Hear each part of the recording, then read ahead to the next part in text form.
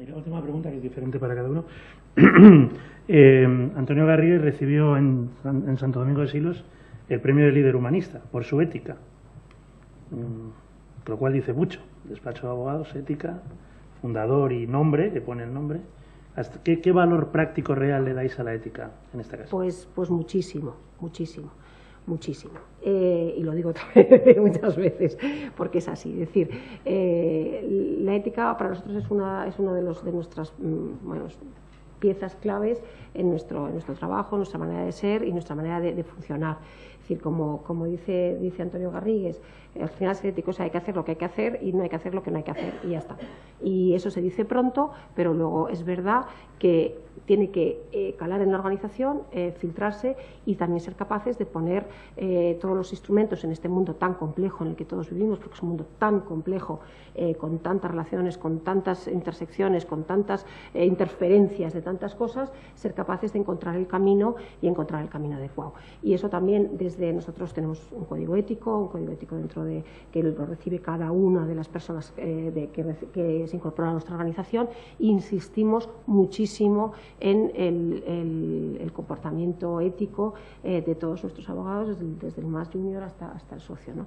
Si nosotros hemos sido el primer, que quizá tiene que ver y no tiene que ver, el primer despacho español en publicar una memoria de responsabilidad social corporativa. Yo, si alguno tiene algún rato así de insomnio, quiere leerlo, bueno, es broma, por supuesto que es un tema muy interesante, y además es un ejercicio de transparencia total. Es decir, eso es donde nosotros explicamos qué cosas hacemos, cuáles son nuestras mejores prácticas, y eso en el sector de la abogacía, que no se caracteriza por ser el más transparente del mundo, llevamos publicando esta memoria ya hace bastantes años, y es un ejercicio muy claro, pues, de lo que queremos, de cómo somos y cómo queremos mostrarnos a la sociedad y al mundo en el que vivimos. Y eso para nosotros es fundamental. Y entonces eso está todos los años, tenemos que hacer firmar un acuerdo de compromiso ético, y vosotros diréis, bueno, pero diréis, bueno, pues si se firma, pues bueno, pues todo el mundo firma un papel, pero está metido en nuestra cultura, es decir, está imbricado en nuestra cultura, y procuramos que eso cale hasta donde tenga que calar la médula de cada una de las tres personas que estamos con nosotros. Y bueno, antes hablaba de un libro que has coordinado, de prácticas, de ejemplos de recursos humanos. Y mi pregunta es, ¿qué te hizo meterte con distintos autores, muy voluminoso? Bueno, como siempre, un buen amigo, que estas cosas, si no fuera un amigo entre comillas, ¿no? Porque evidentemente... Sí, bueno, la verdad es que tanto el mundo de la academia, el dar clase, como el escribir o el pedir a otros que escriban, yo creo que es una buena manera de aprender, ¿no? Al final, los modelos de recursos humanos, lo bueno que tienen es que se pueden copiar, ¿no? Es decir, entonces yo de vez en cuando he coordinado libros, y es una muy buena oportunidad de hacer benchmarking de una manera muy, muy activa, ¿no? Tienes la oportunidad de estar con una serie de autores en tiempo récord, que te cuentan su experiencia, además te la cuentan por escrito, con lo cual te la cuentan más ordenada de lo normal. Y quizá yo creo que ahí la enseñanza, cada vez que te metes en un lío de estos, es primero que las herramientas están ahí, ¿no? Es decir, yo creo que en temas de talent management esto fue una discusión que tuve una vez con un miembro del comité de dirección de una compañía muy grande, que decía, no, es que no me gusta el proyecto este de mejora de clima laboral que habéis presentado, porque no es innovador, ¿no? Y entonces yo le dije, digo, ya, pero es que, mira, en esto de la gestión del cambio, por más que uno lee, acaba normalmente en los años 60, es decir, es que no hay nada mucho más moderno, es decir, ya a partir de ahí vino el marketing, pero lo que es los modelos y de dónde bebemos y tal, pues, y esto va de implantación, ¿no? Entonces, claro, ese es el gran miedo, ¿no? Es decir, muchas veces lo que estamos buscando es ese nuevo modelo que me arregle los problemas, ¿no? Entonces, a mí de vez en cuando darme una vuelta por el estado del arte intelectualmente me resulta muy sano, primero porque uno, cuando trabaja en grandes compañías y trabaja muchas horas al día, pues tiende a pensar que su mundo es la medida de las cosas, y eso casi nunca es así. Entonces, a veces simplemente escuchando a un compañero, pues tienes el momento eureka y avanzas más que muchas veces trabajando un montón de horas con tu equipo.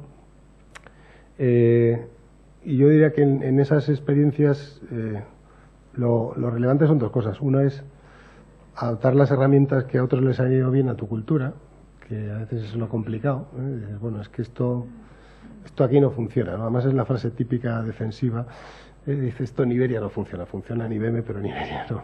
La frase fácil, ¿no? Bueno, pues oye, pues dale una vuelta. Yo suelo copiar normalmente empresas, que eso yo creo que es importante también, aunque decía lo del Excel antes, de medio en broma, medio en serio,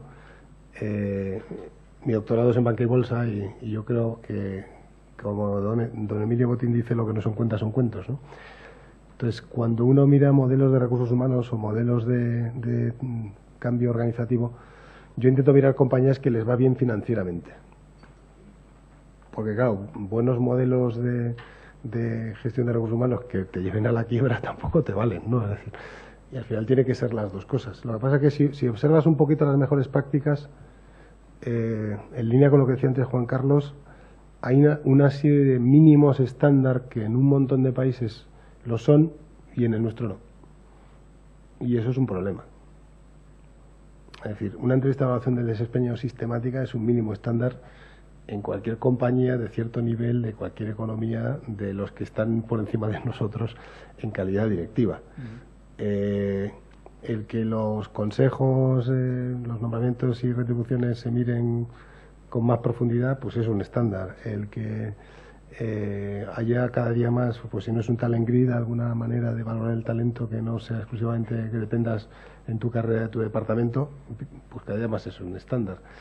Entonces, la cultura del job posting o de la publicación abierta de vacantes, no cuando los necesitas, ¿no? Yo cuando entro en una compañía siempre me la intentan colar. Dicen, no, aquí publicamos las vacantes. Digo, todas. Dice, no, solo cuando no encontramos un candidato. Digo, vale, o sea que cuando el método nos falla, entonces ya creemos en la transparencia. Bien, es un buen comienzo.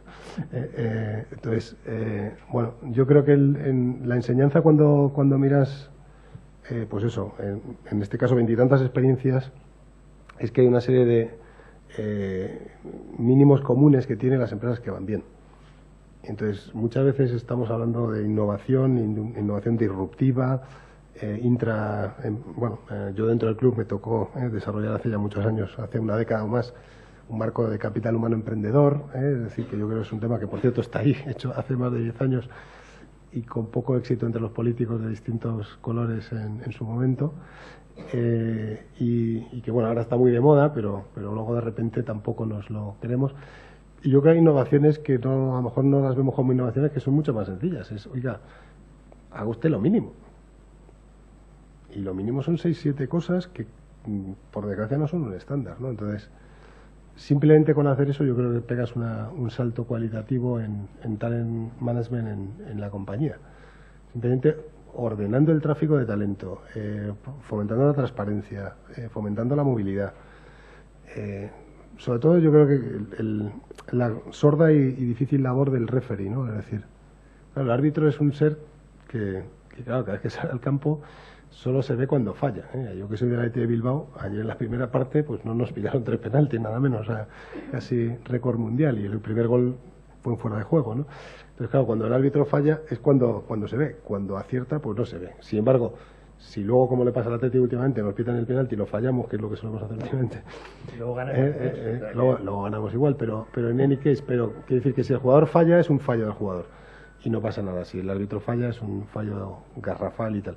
Pues en recursos humanos nos pasa un poco lo mismo. Es decir, yo creo que tenemos un rol secundario en la compañía y es complicado porque es un actor secundario que al mismo tiempo es fundamental en la mezcla, ¿no? Y entonces jugar ese rol, cuando ves un poco todas las prácticas que estos colegas te cuentan, pues lo ves, ¿no? Es decir, el que lo juega bien tiene bien cogido ese sitio, ¿no? De por un lado ocupa un espacio que es fundamental, pero por otro lado no usurpa el protagonismo al negocio, que es quien tiene que tener el protagonismo y quien tiene que liderar y tal, ¿no? Y bueno, la experiencia, excepto para mi mujer y mis hijos, es muy interesante. Y mi mujer siempre me dice, cada vez que me meto en un lío de estos, dice, en otro lío te metes, digo, mira, más de 14 horas al día no voy a trabajar. Digo, o sea, que esto entra dentro de las 14 horas, dentro del slot de 14. Entonces, si no lo hago, pues trabajaré más en la oficina, con lo cual, al final, yo creo que de vez en cuando, pues igual que hacer un posgrado o que meterte en el club, pues yo creo que son en la sociedad civil, pues como Garrigues, yo creo que es un buen y magnífico ejemplo. Pues hay que hacerlo. Y yo también ahí diría que en la situación país en la que estamos, solo vamos a salir con el compromiso de trabajo de todo el mundo, ¿no? Es decir, yo creo que si por cada minuto que dedicamos a hablar del tema dedicáramos otro a trabajar en sociedad civil, o cada uno en lo que le apetezca, o dando clase o haciendo lo que quieras, a cambiarlo, pues a lo mejor salimos más rápido. Bueno, pues seguro que habéis disfrutado tanto como he podido disfrutar yo. Muchísimas gracias, Laura. Y muchísimas gracias como anfitriona, además, de este magnífico edificio y salón de actos. Muchísimas gracias, Carlos. Y cedemos la palabra de nuevo a Mercedes. Muchas gracias a todos.